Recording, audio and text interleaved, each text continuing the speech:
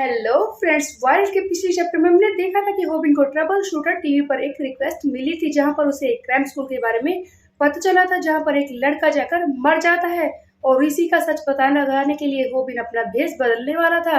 तो अब आगे क्या होगा। इस चैप्टर की शुरुआत में हम देखते हैं कि गायुल ने ये लुक चेंज किया था होबिन का, उसे स्पेक्टिकल्स पहना दिए थे। तब बाकी सब भी हैरान हो जाते हैं कि हाँ गायल तुमने ये किया है, तुमने तो बस इसे चश्मे पहना दिए हैं। तुम्हें ऐसा लगता है कि सिर्फ चश्मे पहनाने से इसे कोई पहचान नहीं पाएगा। तुम क्या चाहती हो कि कोई इसे मार दे जब ये अंडरकवर ऑपरेशन कर रहा हो। तब गायल कहती है कि तुम लोगों ने ध्यान नहीं दिया, मैंने इसे हेयर एक्सटेंशन भी पहनाए हैं और इसका लुक चेंज कर दिया है। तब हम देखते हैं कि यूनो कहता है कि गाइस देखो, चाहे ये कुछ भी करे, हमें पता है कि ये होबिन है और ये हमेशा ही हमें सेम लगेगा। मेरे पास एक आइडिया है, चलो जल्दी से इसे हेयर एक्सटेंशन पहनाकर यहाँ से ले चलो। हम उस लड़की से मिलने जा रहे हैं जिसने रिक्वेस्ट भेजी थी ट्रबल शूटर टीवी पर, और यही वो लड़की है जिसने अपने बॉयफ्रेंड के मरने की रिक्वेस्ट भेजी थी। ये लड़की कहती है कि मैंने तो होबिन यू को रिक्वेस्ट भेजी थी, मुझे तो लगा था कि वो काम में अच्छा है, लेकिन ये कौन है। लड़की होबिन को सचमुच पहचान नहीं पा रही। You know guys, I think इस हेयर एक्सटेंशन के साथ होबिन का लुक बदला है या नहीं इसका तो कुछ कह नहीं सकते, बट ये क्लासेस ये बहुत ही कूल हैं। उसके बाद हम देखते हैं कि होबिन कहता है कि हम केस के बारे में क्यों नहीं बात कर रहे, तुम बताओ कि तुम्हारे बॉयफ्रेंड के साथ क्या हुआ था उस क्रैम स्कूल में जाने पर। तब ये लड़की बताना शुरू करती है, मेरे बॉयफ्रेंड का नाम था होजुन चा। वो एक ऐसा लड़का है जो बहुत ही ज़्यादा मेहनती था, वो हर एक चीज़ के लिए बहुत ही मेहनत करता था। वो एक एथलीट था, वो बहुत ही अच्छा स्विमर भी था। तब होबिन कहता है कि ओ, तो तुम ये कहना चाहती हो कि जिस एथलीट की मौत हुई है उसका नाम है होजुन चा, जो उस क्रैम स्कूल में जाने के बाद अचानक से मर गया था, और वो एक एथलीट था, नेशनल लेवल का स्विमर भी था। तब आगे ये लड़की अपने बॉयफ्रेंड के बारे में बताती है कि उसने काफ़ी मेहनत की थी अपने सपनों को पूरा करने के लिए जब वो सियोल से बाहर था, और मैं वहीं पर उससे मिली थी। जैसा कि मैंने कहा कि वो अपने सपनों को पूरा करने के लिए काफ़ी मेहनत कर रहा था, लेकिन वो स्विमिंग में इतना भी अच्छा नहीं था। उसने पूरी कोशिश की थी लेकिन वो अपनी ही उम्मीदों पर खरा नहीं उतर पा रहा था, और जब स्विमिंग कंपटीशन हुआ था उस वक्त होजुन चा को 5th प्लेस मिला था। इसका मतलब वो इतना भी अच्छा नहीं था स्विमिंग में। देखा जाए तो इस लेवल के एथलीट इस दुनिया के लिए एक कर्स होते हैं। ये लोग बहुत ही ज़्यादा मेहनत करते हैं आगे बढ़ने के लिए, अपने सपनों को पूरा करने के लिए, लेकिन फिर भी आखिरकार उनकी उम्मीदें एक ना एक दिन खत्म हो ही जाती है, और यही होजुन चा के साथ हुआ था। तब लड़की आगे बताती है कि जैसा कि वो स्विमिंग में इतना अच्छा भी नहीं था, इसीलिए उसने अपने सपनों को जाने दिया, और उसने फाइनली सोच लिया था कि वो कॉलेज के एग्ज़ाम के लिए काफ़ी ज़्यादा स्टडी करेगा ताकि अच्छी रैंक पा सके और आगे मेहनत कर सके। बट बहुत ही बुरा होने वाला था। जिस दिन उसने अपने सपनों पर गिव अप किया उसी दिन उसे एक आदमी मिलने आया था जिसने उससे कहा कि वो उसकी मदद करेगा अपने सपनों को पूरा करने में, और उसने एक क्रैम स्कूल का एड्रेस यानी कि एक बिजनेस कार्ड उसे दे दिया था। उस आदमी ने होजुन से कहा कि तुम अपने सपनों पर ऐसे गिव अप मत करो क्योंकि तुम ज़्यादा लायक नहीं हो, हम मेहनत करेंगे, हमारे जोसियोंग स्कूल में यही होता है। और फिर होजुन उस क्रैम स्कूल में चला गया, लेकिन अचानक से उसकी मौत की खबर आई। पता नहीं वो कैसे मर गया था। वहाँ की अथॉरिटीज़ ने तो बस ये बताया कि वो परेशान था और हिल से कूदकर उसने अपनी जान ले ली, लेकिन मैं ये बात जानती थी कि वो ऐसा नहीं कर सकता। आखिरकार वो अपनी जान कैसे ले सकता था, कुछ ना कुछ तो गड़बड़ जरूर थी। उस क्रैम स्कूल में जाने के बाद वो मर गया अचानक से। उन लोगों ने तो कहा था कि वो पहाड़ी से गिरा है, लेकिन मैंने उसके शरीर पर चोटों के निशान देखे थे, ऐसा लगता था कि किसी ने उसे मारा है। इसीलिए मुझे कभी भी उस क्रैम स्कूल पर विश्वास नहीं हुआ, और वो कुछ ना कुछ जरूर छुपा रहे हैं। क्या तुम मेरी मदद कर सकते हो। तब होबिन कहता है कि ठीक है, तुम मुझे एड्रेस दे दो, मैं वहाँ पर अंडरकवर जाकर देखने की कोशिश करूँगा कि क्या चल रहा है। तब ये लड़की इस क्रैम स्कूल का एड्रेस होबिन को दे देती है और कहती है कि देखो, स्कूल में मिडिल में तो तुम एडमिशन ले नहीं पाओगे, लेकिन ये कार्ड देखो, इस पर ये QR कोड, जब तुम इसे स्कैन करोगे वहाँ पर एक पेज खुल जाएगा, उसे भरकर तुम उसमें एडमिशन ले सकते हो, लेकिन तुम्हें इसे सही से अप्लाई करना होगा वरना तुम इस स्कूल में नहीं जा पाओगे। होबिन इस QR कोड को देखकर हैरान हो जाता है कि क्या वो लोग सीधे एप्लीकेशन नहीं लेते, ये थोड़ा सा अजीब है। तब स्नैपर हॉबिन से पूछता है कि इस लड़की के पास ये कार्ड कहाँ से आया, वैसे भी होजुन ने तो इसे नहीं दिया होगा। तब गियोल बताती है कि उस लड़की ने इस कार्ड को किसी को लेते हुए देखा था और उसी लड़के से इसने ये मांग लिया है और इसे हॉबिन को दे दिया है। हॉबिन जल्दी से क्यूआर कोड को स्कैन करता है, एक पेज खुल जाता है जहाँ पर इसे एडमिशन फॉर्म भरना है। वो एक न्यू नाम सोच रहा है, आखिरकार उसे छुप कर स्कूल का सच पता लगाना था। तब गियोल कहती कि क्या ये लोग क्या पूछ रहे हैं, ये तुम्हारे क्रिमिनल रिकॉर्ड के बारे में जानना चाहते हैं। कोई भी स्कूल ये सब क्यों पूछने वाला होगा। तब गियोल कहते हैं कि तुम ड्रग्स केस लिख दो, लेकिन इस पर यूनू मना करता है और कहता है कि तुम सिर्फ असोल्ट का केस लिख दो कि तुम वहाँ पर जुलियन प्रिजन में गए थे। और यही हॉबिन लिख कर ये एप्लीकेशन भर देता है। फाइनली इसने अपना एक नया नाम रख लिया है जो कि है हैंग कैंग यू। इसने अपने ही नाम को यूज करके ये नया नाम बनाया था। हॉबिन की एप्लीकेशन एक्सेप्ट हो चुकी है और फाइनली हॉबिन उस एड्रेस के लिए निकल जाता है। हॉबिन सोच रहा है कि क्या ऐसी जगह पर ये क्रैम स्कूल है, मुझे यकीन नहीं हो रहा कि ये रिमोटली ऑपरेट होता है। और इसका डायरेक्टर इलसेंग जो उसका जिन्हों से भी पहले लिंक था, ये हर साल 100 बच्चों को चुपचाप रिक्रूट कर लेता है जिसके बारे में किसी को पता भी नहीं चलता है। हॉबिन सोच रहा है स्कूल को देख करके बाहर से तो ये बिल्कुल नॉर्मल लगता है, जैसा कि नॉर्मल क्रैम स्कूल होते हैं, लेकिन जरूर अंदर कुछ ना कुछ तो गड़बड़ होगी जिसे मुझे ढूंढना है। तभी यहाँ पर लगे लाउड स्पीकर पर अनाउंसमेंट होने लगती है जहाँ पर बोला जा रहा है कि सभी स्टूडेंट्स को ऑडिटोरियम में इकट्ठा होना है क्योंकि एंट्रेंस सेरेमनी शुरू होने वाली है। हॉबिन अंदर आ चुका है, वो सब लोग खड़े हैं जो कि इस साल के स्टूडेंट्स हैं। हॉबिन इन सब को नोटिस करने की कोशिश कर रहा है और कहता है कि ये लोग तो बिल्कुल खतरनाक है, बहुत ही डेंजरस हैं। क्या सचमुच ये एथलीट्स हैं? इन्हें देखकर तो ऐसा लगता है कि ये किसी गैंग के मेंबर हो। ये इतने ज़्यादा मस्कुलर हैं, ये एक ही दिन में इतने ज़्यादा ताकतवर तो नहीं बन सकते। कौन सा ऐसा क्रैम स्कूल होगा जो इतने डेंजरस लोगों को अपने स्कूल में लेता होगा? ये क्या करने वाले हैं इन बच्चों के साथ, मैं बस देखना चाहता हूँ। हाँ, ये आदमी क्या ये यहाँ का टीचर है? ये भी बहुत ही वियर्ड लग रहा है, यहाँ जरूर कुछ ना कुछ तो गड़बड़ है। यहाँ के टीचर्स भी बहुत ही खतरनाक हैं जो बच्चों को घूर रहे थे। बच्चे चिल्लाने लगते हैं कि कब तक हम यहाँ पर खड़े रहेंगे, एंट्रेंस सेरेमनी कब शुरू होगी। तभी यहाँ पर इलसेंग जो आ जाता है जो कहता है कि ये अब शुरू हो चुकी है। वेलकम ऑल ऑफ यू, मैं हूँ स्कूल का डायरेक्टर इलसेंग जो, और आप सबका स्कूल में स्वागत है। एंट्रेंस सेरेमनी शुरू हो चुकी है। मैं जानता हूँ कि आप सब एथलीट्स हैं, कोई बेसबॉल, कोई बास्केटबॉल और कोई किसी और स्पोर्ट में काफ़ी अच्छा है।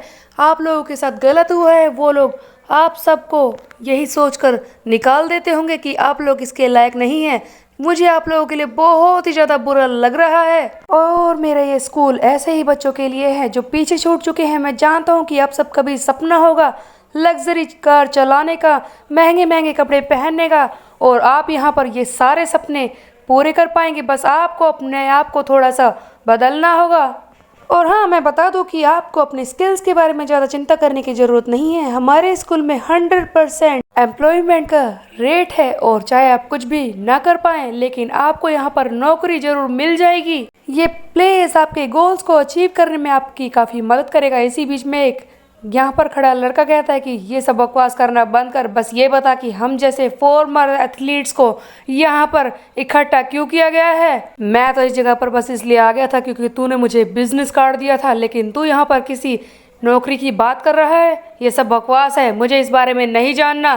तभी हम देखते हैं इसी क्रैम स्कूल का एक टीचर जो यहाँ पर पहले से ही खड़ा था आकर इस लड़की का मुंह पकड़ लेता और कहता है कि डायरेक्टर जब बात कर रहे होते हैं तब बीच में नहीं बोलना, और इसके मुंह को इतने जोर से दबाता है कि इसके दांत भी बाहर निकल जाते हैं। और हॉबिन ये सारी बातें नोटिस कर रहा है कि ये स्कूल तो बहुत ही बेकार है, यहाँ जरूर बहुत ही बड़ी गड़बड़ चल रही है। आगे इलसेंग जो कहता है कि किस तरह की ज़िंदगी तुम जियोगे अगर तुम यहाँ से बाहर निकल गए। तुम अगर स्पोर्ट्स में अच्छे होते तो तुम पहले ही कुछ कर लेते, और अब तुम यहाँ से भी बाहर चले जाओगे तो तुम कुछ भी नहीं कर पाओगे क्योंकि तुम पढ़ाई में भी इतने अच्छे नहीं हो।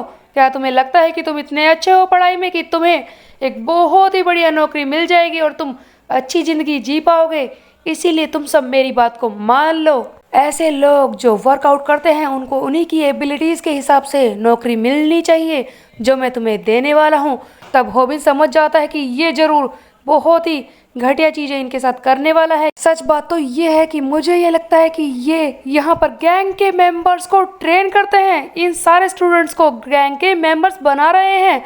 और तभी हम देखते हैं कि एक टीचर आकर होबिन के सामने खड़ा हो जाता है। यह होबिन से कहता है कि तुम्हारा फेस मुझे जाना पहचाना सा लग रहा है, अपने ग्लासेस को उतारो, तुम्हारा नाम क्या है? तब होबिन कहता है कि मेरा नाम है हैंकेंग यू।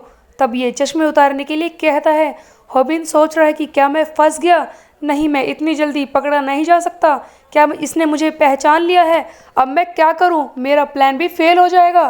तभी हम देखते हैं कि इलसेंग जो वो सारे टीचर्स को ऊपर आने के लिए कहता है और कहता है कि मैं आप सबकी बच्चों से इंट्रोडक्शन करवाना चाहता हूँ। आइए आप सब ऊपर आ जाइए। एक बार इंट्रोडक्शन खत्म हो गई तो स्टूडेंट्स की इवैल्यूएशन शुरू हो जाएगी। और मैं आपको बता दूं कि मेरी बात खत्म हो चुकी है। अगर आप में से कोई भी कुछ भी सवाल पूछना चाहता है इस क्रैम्प स्कूल के बारे में तो मुझसे पूछ सकता है। आप सब इतने डरे क्यों हुए हैं? क्या कुछ कोई कहना नहीं चाहता? मैं तो इस ग्रुप से काफ़ी ज़्यादा डिसअपॉइंट हो गया हूँ। आप सब तो काफ़ी डरे हुए लग रहे हैं। लगता है कोई क्वेश्चन नहीं है तो ठीक है, हम आगे की इवैल्यूएशन के लिए चलते हैं। वैसे भी आप सबके चेहरों पर ही लिखा है कि आप लोग मुझसे कुछ भी पूछना नहीं चाहते। तभी हम देखते हैं कि इन्हीं स्टूडेंट्स में से एक जो पीछे खड़ा होता है, एक लड़का, वो कहता है कि मुझे एक क्वेश्चन पूछना है कि यहाँ पर खाना मिलेगा क्या? यह लड़का खाने की बात पूछ रहा था। ये सब सुनकर तो बाकी बच्चे और स्टूडेंट्स और खुद इलसेंग जो भी हैरान रह जाता है। सभी हैरान है कि ये खाने के बारे में क्यों कह रहा है और होबिन भी यही बात सोच रहा था।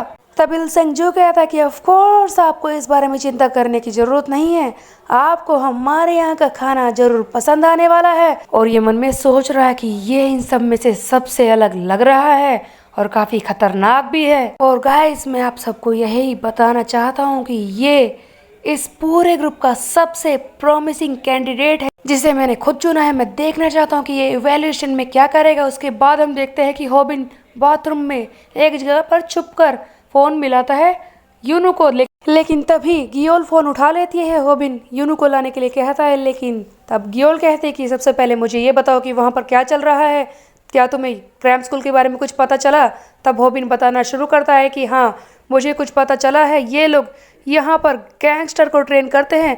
ऐसा दिखाते हैं कि ये नॉर्मल क्रैम्प स्कूल है। ये बच्चों को यहाँ पर ले आते हैं और उन सारे स्टूडेंट एथलीट्स को यहाँ पर ट्रेन करके उन्हें गैंगस्टर बना देते हैं। यही घटिया काम ये कर रहे हैं। मुझे ऐसा लगता है कि यहाँ का डायरेक्टर वही ये सब कंट्रोल कर रहा है। वो जानबूझकर सारे माइनर स्टूडेंट को यहाँ पर लेकर आता है और उन्हें गैंगस्टर बना देता है। तब गियोल कहती है कि क्या हम इसकी पुलिस में रिपोर्ट करें? तब होबिन कहता है कि नहीं, अभी मेरे पास ज़्यादा एविडेंस नहीं है। इसी बीच में यूनू यहाँ पर आ जाता है जो पूछने की कोशिश करने वाला था। गियोल इसे रोकती है और होबिन को समझाने की कोशिश करती है, मेरी बात को ध्यान से सुनो होबिन, कि तुम यहाँ पर अभी नहीं आ सकते और तुम्हें याद है ना, तुम्हें उस होजुन चा का सच ढूंढना है कि वो कैसे मरा और बाकी वहाँ की इन्फॉर्मेशन भी निकालनी है कि वो क्या कर रहे हैं। तब होबिन कहता है कि गियोल, मेरी बात को ध्यान से सुनो, एक अच्छा मौका है ये टेस्ट पास करने का। अभी इवैल्यूएशन होने वाली है जहाँ पर ये हमारी एबिलिटीज़ को चेक करेंगे। ठीक है, कोई प्रॉब्लम हो सकती है, मैं फ़ोन रख रहा हूँ। और हम देखते हैं कि होबिन एक जगह पर अपने फ़ोन को छुपा देता है ताकि कोई नोटिस ना कर सके। होबिन सोच रहा है कि मुझे अपना गोल पूरा करना होगा। मुझे सबसे पहले यही पता लगाना होगा कि वो लड़का इस क्रैम्प स्कूल में आने के बाद कैसे मर गया है और उसके लिए मुझे ये सबसे पहले इवैल्यूएशन टेस्ट को पास करना होगा। उसके लिए सबसे पहला टेस्ट ये था कि यहाँ पर कुछ बैरल्स है जिनमें पानी भर कर इन्हें ऊपर लेकर जाना था। सभी लोग बैरल्स को भर रहे हैं इस टास्क को कंप्लीट करने के लिए और परेशान हो रहे हैं कि किस तरह की बकवास चीज़ें हमसे करवा रहे हैं। सभी टीचर्स जो यहाँ पर इन सब पर निगरानी कर रहे हैं वो कहते हैं कि सभी को ये करना है, यही तुम लोगों का टेस्ट है, तुम्हारी एबिलिटीज़ इसी हिसाब से चेक की जाएंगी। सभी लोग बैरल्स उठाकर ऊपर जाने को तैयार हो जाते हैं। होबिन सोच रहा है कि हाँ, ये तो मेरे लिए बहुत ही आसान सा काम था। मैंने इतनी सारी ट्रेनिंग इतने दिनों से जो की है, मैंने तो पता नहीं क्या क्या किया है। मैं तो अलमारी में भी इतनी वक्त तक लटका हूँ और उसके अलावा क्या क्या प्रेशर मैंने बर्दाश्त किया है। सैमडेक से मैंने ट्रेनिंग ली है, तो ये मेरे लिए बहुत ही छोटी सी बात है। उसके बाद हम देखते हैं कि होबिन के बैरल को कोई पीछे से बहुत ही ज़ोर से लात मार के गिरवा देता है। ये होबिन का मजाक उड़ाता है कि ओह, तुम इसके पीछे थे, मुझे तो तुम दिखाई नहीं दिए। एक्चुअली तुम इतने छोटे हो ना। हाँ, मुझे तो ऐसा लगा कि तुम एक स्क्विरल हो, मैं तो बस ऐसे ही तुम्हारे साथ खेल रहा था। ये बार बार हॉबिन को परेशान करते हैं, लेकिन हॉबिन सोच रहा है कि उसे किसी तरह से टास्क को कंप्लीट करना है। ये टीचर्स को समझाने की कोशिश करता है, लेकिन वो इसे ही धमकाता और कहता है कि मुझसे जवान लड़ाने की कोशिश बिल्कुल भी मत करना। जा नीचे जा, दोबारा नीचे जाकर इस बैरल को भरकर लेकर आ। हॉबिन इसीलिए नीचे चले जाता है, इसके पास कोई ऑप्शन है ही नहीं, क्योंकि हॉबिन को टास्क कंप्लीट करना है ताकि वो इस इवैल्यूएशन में पास होकर आगे निकल सके। और ये बैरल्स को भरने के लिए तैयार हो जाता है और ये पानी भर रहा है। तभी आवाज आती है कि हाँ, कितनी अच्छी नींद आई। यहाँ पर वही स्टूडेंट जिसके बारे में इल सेंग जो ने कहा था कि इस ग्रुप का सबसे प्रॉमिसिंग कैंडिडेट यही है, वो आराम से बैठा है और सो रहा था। हॉबिन सोच रहा है कि क्या ये इस टेस्ट में परफॉर्म नहीं करना चाहता। अगले टास्क में भी यही होता है, हॉबिन को सभी लोग परेशान करते हैं। वही लड़का जिसने बैरल को गिराया था वो फिर से हॉबिन को परेशान करता है और कहता है कि ओह स्क्विरल, तुम भी यहाँ पर हो, मुझे तुम दिखाई नहीं दिए, तुम इतने छोटे जो हो। वैसे भी तुम जैसा कोई क्या कर लेगा। उसके बाद अगले टास्क के लिए टायर्स को खींचना है जिनका वजन 220 पाउंड होता है, लेकिन हॉबिन का टायर तो कुछ ज्यादा ही भारी लग रहा है। हॉबिन इसे हिला भी नहीं पा रहा। तभी बाकी लोग इसका मजाक उड़ाने लगते हैं। देखो स्क्विरल को देखो, ये कर लेगा क्या। ये तो मैं नहीं जानता कि कौन जीतेगा, लेकिन ये मैं अच्छी तरह से जानता हूँ कि हम सब में से हारेगा कौन। ये स्क्विरल तो कभी जीत ही नहीं पाएगा। इस टास्क के बाद एक और टास्क मिलता है जिसमें फुल कॉन्टैक्ट स्पैरिंग करनी है। इसका मतलब होता है फाइट। इन लोगों को आपस में फाइट करने के लिए कहा जा रहा है, जहाँ पर ये देखा जाएगा कि इनमें से पावरफुल है कौन। बाकी सब ने तो ज़्यादा मेहनत नहीं की है और उनके अंदर ताकत बची है लड़ने की, लेकिन हॉबिन पहले ही थका हुआ था। उधर इल सेंग जो वो सारी चीजों को नोटिस कर रहा है और वो अच्छी तरह से जानता है कि इस टास्क में कौन जीतने वाला है। इसकी नजर इसी लड़के पे है जिसके बारे में ये बार बार बता रहा था, हाइसू सीओ, जो हमेशा खाने की बात करता रहता है और अभी भी यही कह रहा है कि इस लड़ाई के बाद क्या हमें खाना मिलेगा। तब इसके बारे में इल सेंग जो बताता है कि मैंने जिन्हो ली को इसके बारे में बताया था, ये काफी ज्यादा प्रॉमिसिंग कैंडिडेट है। इसका नाम है हाइसू सीओ। इसने जिन्हो ली को इसके बारे में बताया था कि ये जुलियन प्रिजन में जाकर रह चुका है और ये कुछ भी कर सकता है, बहुत ही ज़्यादा खतरनाक है। और इसने जानबूझकर इस तरह के कैंडिडेट को चुना है जो कि जिन्हो ली के लिए बाद में काम आ सके। एक एक कैंडिडेट को इसने चुन चुन कर इकट्ठा किया है। जिन्हो कहता कि सारे कैंडिडेट्स तो ऐसे हैं, तुम इसके बारे में ही मुझे बार बार क्यों बता रहे हो। तब इल सेंग जो कहता है कि तुमने शायद ध्यान से इसका ये फॉर्म नहीं देखा।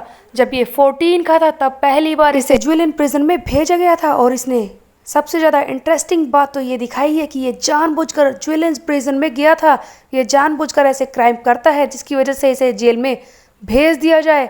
ये बहुत ही इंटरेस्टिंग कैंडिडेट है जिन्हों। देखो, अगर तुम कुछ अलग रिक्रूट करना चाहते हो तो तुम्हें इसे ही रिक्रूट करना होगा। ये है अपने इनमेट डिटेंशन सेंटर के स्पेशल यूनिट का एक मेंबर, वहाँ का लीडर जो बहुत ही ज़्यादा खतरनाक है। तुम्हें इसे ही जानबूझकर अपनी काम के लिए ले लेना चाहिए। तब जिन्हों कहता है कि क्या स्पेशल यूनिट। तब इल सेंग जो बताता है कि हाँ, ये इस तरह की यूनिट होती है जहाँ पर उन बच्चों को रखा जाता है जो सबसे ज़्यादा प्रॉब्लम क्रिएट करते हैं। डिटेंशन सेंटर में हम देखते हैं कि हाइसू सीओ बहुत ही ज़्यादा वाइल्ड है। ये किसी के कान को नोच रहा था, बुरी तरह से इन्हें मार रहा था। आगे इल सेंग जो कहता है कि जितना ये समझदार है उससे भी ज़्यादा क्रूएल है और ये किसी के साथ भी कुछ भी कर सकता है। तब जिन्हों ली कहता है कि तुम्हारे मुँह से इतनी तारीफ सुनने के बाद तो मैं खुद भी इससे एक बार मिलना चाहता हूँ। मैं देखना चाहता हूँ कि आखिरकार ये है क्या जिसकी तुम इतनी तारीफ किए जा रहे हो। और ये सचमुच हाइसू सीओ बहुत ही ज़्यादा खतरनाक है। और जैसा कि इल सेंग जो ने डिस्क्राइब किया, हाइसू सीओ बिल्कुल वैसा ही है। किसी के दांत तोड़ रहा था, किसी के कानों को खींच रहा था, किसी को बुरी तरह से मार रहा था। सभी यहाँ के स्टूडेंट्स इसे देखकर सरप्राइज्ड हो जाते हैं कि ये कितना खतरनाक है। कोई भी इसके सामने आने तक को भी तैयार नहीं है। तभी इल सेंग जो कहता है कि जैसा कि मैंने सोचा था, इस यूनिट का सबसे बेस्ट मेंबर जो अभी तक आया है, अगर जिन्हो ली से लेने को तैयार नहीं होगा तब भी कोई ना कोई गैंग ऐसी मुझे ज़रूर मिल जाएगी जिसे मैं इसे सौंप सकता हूँ, क्योंकि ये बहुत ही ज़्यादा स्किलफुल है, जिसके मुझे बहुत सारे पैसे मिल जाएंगे और जिसे मैं यूज़ कर सकता हूँ। हाइसू सीओ की बात अब बारी थी होबिन की यानी कि हैंग कैंग की, जिसके सामने वही आदमी आकर खड़ा हो जाता है जो इसे बार बार स्क्विरल स्क्विरल कहकर चिढ़ा रहा है।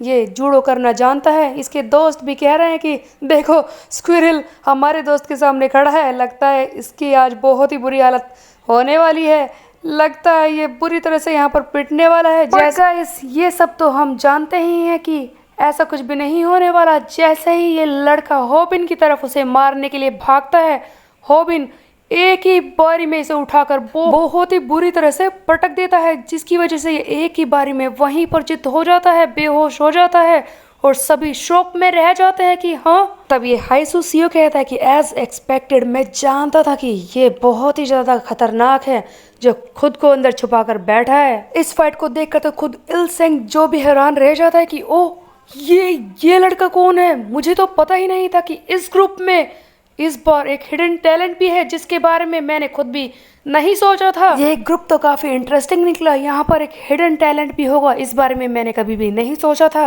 होबिन कहता है उस आदमी से जिसे इसने पीटा है कि मैंने कहा था ना कि मैं तुझे याद रखूंगा, मुझसे भिड़ना मत।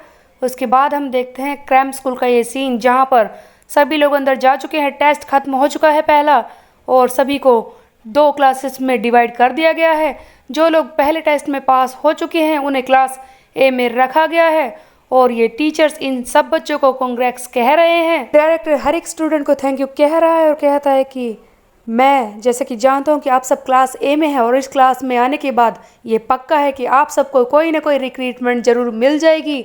आप जो पाने के लायक हो चुके हैं, लेकिन क्लास बी, इस क्लास में वो लोग भरे पड़े हैं जो फेल हो चुके थे, तुम मोरॉन्स हो जो किसी लायक नहीं हो। तब होबिन कहता है कि एक्सक्यूज मी सर, मुझे एक सवाल पूछना है। मुझे ऐसा लगता है कि मैंने इस इवैल्यूएशन टेस्ट को पास कर लिया था, तो मुझे बी क्लास में क्यों रखा गया है। तभी ये टीचर कहता है कि देखो तुमने लास्ट टेस्ट में तो अच्छा किया था, लेकिन उससे पहले के सारे टेस्ट तुमने बहुत ही बेकार किए थे, इसीलिए तुम्हें क्लास बी में रखा गया है। तुम्हारी एबिलिटीज अभी भी काफी नहीं है। तो वह सोच रहा है कि अगर मैं क्लास बी में रहूंगा तो मैं कैसे ढूंढ पाऊंगा यहाँ का सच, मुझे यहाँ का अगली ट्रूथ पता नहीं चलेगा, मुझे कुछ न कुछ तो करना ही होगा।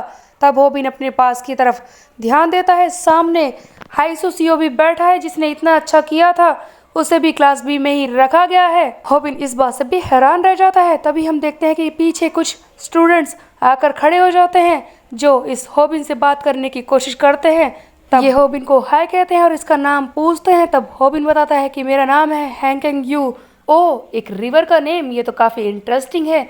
इन तीनों की और होबिन की बात शुरू हो जाती है, जहाँ पर बातों ही बातों में होबिन पूछने की कोशिश करता है कि क्या तुम होजुन चा के बारे में कुछ जानते हो। तभी वो ग्रुप जो होबिन से मिलने आया था उन्हीं में से एक कहता है कि ओ, इस नाम को मैंने सुना है, वो मुझसे थोड़ा सा सीनियर था, मैंने उसे स्विमिंग करते हुए देखा था। लेकिन हमारे साथ साथ बाकी सब भी हैरान हो गए थे जब उसकी अचानक से मौत हो गई थी, कोई भी इस बारे में कुछ भी नहीं जानता। तब होबिन कहता है कि तुम्हारे दोस्त इस होजुन चा के बारे में कुछ जानते हैं, जो कुछ बोल नहीं रहे थे, आपस में बात कर रहे थे। तब ये बताता है कि नहीं, ये तो मुझे अभी भी मिले हैं, वैसे भी हम सब एक ही क्लास में हैं, तो मैंने इनसे बात शुरू कर दी और टीचर तो हमें मोरॉन कह रहे हैं क्योंकि हम पास नहीं हुए ना पहले टेस्ट में। अगला टेस्ट का तुम क्या करने वाले हो, क्या नेक्स्ट टेस्ट वो क्या है। तब वो लड़का बताता है कि क्या तुम्हें नहीं पता, अभी भी हमारे पास चांस है क्लास ए में जाने का। यहाँ पर एक और सरप्राइज टेस्ट होगा जिससे ये डिसाइड हो सकता है कि हम क्लास ए में जाने लायक है या नहीं। सुनते ही होबिन हैरान रह जाता है कि क्या सचमुच मेरे पास एक और चांस है क्लास ए में जाने का। इसका मतलब अभी भी एक मौका है यहाँ का सच पता लगाने का। मुझे अपनी पूरी कोशिश करनी होगी और देखना होगा कि यहाँ पर क्या चल रहा है। इस बार मैं अपनी पूरी मेहनत से कोशिश करूंगा ताकि मैं उस क्लास ए में जा सकूं। सीन में हम देखते हैं कि टीचर्स इलसेंग जो के सामने आकर खड़े हो जाते हैं, जहां पर इलसेंग जो कहता है कि मैंने कितनी बार कहा है मुझे बॉस मत कहा करो, तुम यहाँ पर मुझे डायरेक्टर बुलाया करो। तभी ये टीचर माफ़ी मांगते हैं। तब इलसेंग जो कहता है कि तुम उस क्लास बी के टीचर हो ना, तो ये बताओ कि हैंग कैंग यू और वो हाइसू सीओ वो दोनों कैसे स्टूडेंट है। तब क्या उन लोगों ने कुछ कहा। तब ये टीचर बताता है कि ज़्यादा कुछ नहीं सर, बस हैंग कैंग यू चाहता था कि उसे क्लास ए में भेजा जाए और उस हाइसू सीओ उसे तो कोई मतलब ही नहीं है किसी बात से। तब हम देखते हैं कि इलसेंग जो कहता है कि जैसा कि मैं सोच रहा था, ये बहुत ही इंटरेस्टिंग है। जैसा कि तुम जानते हो कि वो एक अलग से ही स्टूडेंट है हाइसू सीओ, और जिनहोली शायद उसे लेना नहीं चाहता, तो मैं उसे टॉप पर पहुंचाना चाहता हूं और मैं ये देखना चाहता हूँ कि वो किस तरह से क्लास ए में आने के लिए अपनी एबिलिटीज़ को यूज़ करेगा, और यही तो उसका टेस्ट है। और बात करें हैंकेंग यू की, उसने तो मुझे पहले टेस्ट में बहुत ही ज़्यादा सरप्राइज कर दिया था। मैं उसके बारे में और ज़्यादा जानना चाहता हूँ कि आखिरकार वो आगे चल के क्या करेगा, और उसकी एबिलिटीज़ को भी मैं चेक करना चाहता हूँ। तब टीचर कहता है कि बात यह है सर, वो हैंकेंग यू वो बाकी स्टूडेंट्स से थोड़ा सा अलग है, उसके बारे में मुझे कुछ गड़बड़ सी महसूस हो रही है। हो सकता है कि मैं ज़्यादा ही कुछ सोच रहा हूँ, लेकिन ज़रूर ऐसा है कि वो कुछ अलग सा ही है बाकी स्टूडेंट से। तब इलसेंग जो कहता है कि तुम ज़्यादा सोचो मत इस बारे में, पर हाँ ये भी है कि तुम्हें उस पर नज़र बनाकर रखनी है कि आखिरकार वो करता क्या है। सभी एक जगह बैठकर खाना खा रहे होते हैं, तभी हम देखते हैं कि हैंकेंग यू यानी कि होबिन अपने उन साथियों से जो अभी अभी मिले हैं पूछता है कि वो सरप्राइज टेस्ट क्या है, क्या तुम्हें उसके बारे में कुछ पता है। वैसे मैं देखना चाहता हूँ कि अब आगे क्या होगा। तभी वो लोग कहते हैं कि हमें उसके बारे में ज़्यादा कुछ नहीं पता है, लेकिन उन्होंने बस हमें इतना ही बताया है कि वो हमें एक फेयर चांस देना चाहते हैं क्लास ए में जाने का, बस इतना ही मैं जानती हूँ। तब होबिन सोच रहा है कि मुझे कुछ ना कुछ तो ज़रूर करना होगा। आखिरकार ये सरप्राइज टेस्ट है क्या, मुझे जल्दी से इसे पास करना होगा, क्लास ए में जाना होगा। ये लोग अपने अपने गोल्स के बारे में बताने लगते हैं। तब ये लड़की कहती है कि मुझे तो बस यहाँ पर जल्दी से एक नौकरी पर हायर होना है और उसके बाद अपनी मॉम के लिए प्रेजेंट खरीदना है। मेरी मॉम उन्होंने काफ़ी मेहनत की थी मुझे एथलीट बनाने में। तभी हम देखते हैं हाइसुसियो यहाँ पर आ जाता है और उस लड़की की प्लेट को खींच लेता है, उसका खाना अपनी तरफ ले लेता है और अपनी खाली प्लेट उसके सामने रख देता है। तब ये लोग कहते हैं कि तुम क्या कर रहे हो हाइसुसियो, तुम्हें क्या लगता है कि तुम इस तरह से हमारा खाना छीन सकते हो, क्या ये सही बात है, क्या तुम हमारे दोस्त बनना चाहते हो। ये देखो सही तरीका नहीं है इस तरह से किसी और का खाना छीनना। तुम हमसे बात कर सकते हो, हमसे खाना मांग भी तो सकते हो ना, ये कौन सा तरीका हुआ किसी की प्लेट छीनने का। हम देखते हैं कि अचानक से हाइसुसियो उसे मारना शुरू कर देता है। ये सबका खाना छीनने वाला था, ये खाने के लिए ही सब कुछ करता है और ये एक एक करके यहाँ पर बैठे स्टूडेंट को पीटने लगता है जो इस होबिन से बात कर रहे थे। ये एक स्टूडेंट की आंख में स्पून को घुसा देता है, उसकी आंख से खून भी निकल रहा है। बाकी स्टूडेंट्स भी इससे डर जाते हैं। तब ये होबिन इसे रोकता है उसे मारने से। होबिन कहता है कि जाओ टीचर को बुला कर लाओ। उसी बीच में ये इससे कहता है हाइसुसियो तुम क्या कर रहे हो। तब ये कहता है कि तुम्हें क्या दिखाई दे रहा है, मैं क्या कर रहा हूँ, मैं तो बस खाना खा रहा हूँ। ये हाइसुसियो ये तो खाने के लिए बिल्कुल ऑब्सेस्ड है, इस खाने पर खून भी गिरा हुआ था फिर भी ये इसे खाने लगता है। हम देखते हैं कि हाइसुसियो अचानक से बहुत ही एग्रेसिव हो जाता है, ये होबिन को मारने की कोशिश करता है। ये ट्रे उठाकर होबिन पर फेंकता है, होबिन अपने हाथों से इसे रोक लेता है और होबिन समझने की कोशिश कर रहा है कि ये इसने कैसे किया। एक तरफ तो ये आराम से खड़ा था, उसके अलावा इसने दूसरी तरफ ट्रे फेंक कर मुझ पर अटैक किया। तब बाकी सब भी ये देखकर हैरान है कि यहाँ पर हो क्या रहा है। सभी लोग चिल्लाने लगते हैं कि हाइसुसियो तुम क्या कर रहे हो। तब हाइसुसियो कहता है कि तुम लोग लगता है मुझे खाना भी नहीं खाने दोगे। होबिन इसकी मूव्स को देखकर समझ जाता है कि ये काफ़ी ज़्यादा स्ट्रोंगर है, ये कोई ऐसा लड़का नहीं है जिसे आसानी से पीटा जा सके, बल्कि इसके फाइटिंग टेक्निक्स को देखकर ऐसा लगता है कि ये काफ़ी ज़्यादा फाइट कर चुका है और इसे हराना इतना भी आसान नहीं होगा। हम देखते हैं कि ये हाइसुसियो होबिन से लड़ने को तैयार था, आकर इस पर अटैक करता है, लेकिन होबिन भी कम नहीं है, वो इसे मारने की कोशिश करता है। यहाँ पर बुरी तरह से फाइट शुरू हो जाती है। तभी हम देखते हैं कि टीचर यहाँ पर आ जाते हैं और कहते हैं कि क्या हो रहा है यहाँ पर, ये सब रोक दो, अगर तुम दोनों यहाँ से एक्सपेल नहीं होना चाहते, मैंने कहा ना बंद करो इसे। तभी हम देखते हैं कि दोनों ही फाइट करना बंद कर देते हैं। ये हाइसुसियो ऑलमोस्ट होबिन की आंखों में अपनी उंगलियों को घुसाने वाला ही था, ये लास्ट मोमेंट पर रुक जाता है टीचर के आने से। सभी लोग इस बारे में बातें करने लगते हैं कि देखा हाइसुसियो कितना स्ट्रांग है।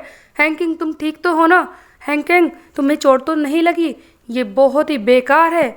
बाकी स्टूडेंट्स तो कहते हैं कि गाइस तुम लोगों ने देखा कितना मज़ा आया इस फाइट में, ऐसा लगता है कि मूवी देख रहे थे। ये हाइसुसियो तो कितना स्ट्रॉन्गर है, हैंकिंग की हालत ख़राब कर दी। वैसे वो भी जवाब दे रहा था।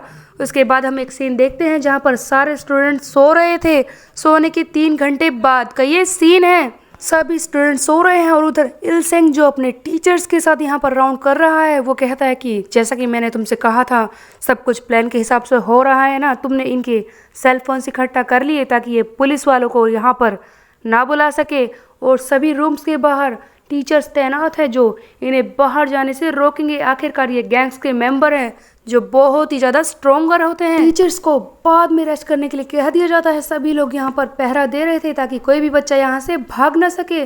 सारे बच्चे गहरी नींद में सो चुके हैं। तभी हम देखते हैं रात का एक सीन। अचानक से कुछ पुलिस वाले इस रूम में घुस आते हैं और आकर इन बच्चों को बुरी तरह से मारना शुरू कर देते हैं। ये लोग कह रहे हैं कि तुम लोगों को हमने ढूंढ लिया, यू लिटिल रैट्स। सभी बच्चे हैरान हैं, आखिरकार ये है कौन, ये यहाँ पर कैसे आ गए, ये हमें मार क्यों रहे हैं, हमें कुछ भी समझ नहीं आ रहा।